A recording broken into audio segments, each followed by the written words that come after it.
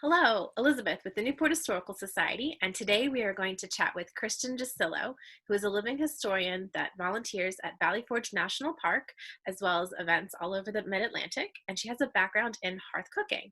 Krista, could you tell us about cooking and temperatures and what you can learn from the past? Oh, sure. Yes.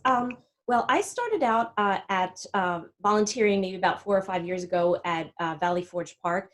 They have a few volunteers that bake bread in their earthen oven that's over there. A lot of people, they'll notice a big mound, but if you go around the other side, you'll realize it's an oven. So that's where I kind of got my feet wet in any sort of historical baking and cooking. The interesting thing about the hearth cooking is that you're using your senses so much more because you don't have temperature gauges or anything like that.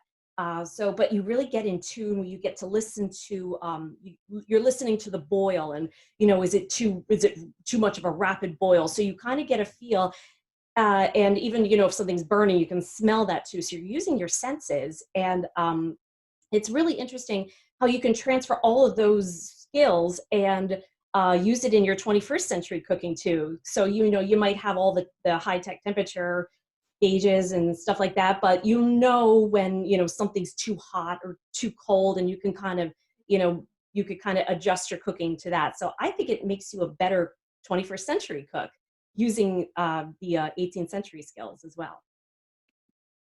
Thank you very much for sharing your interpretation and your experience. And if you are feeling the quarantine boredom, visit newporthistory.org and shopnewporthistory.com.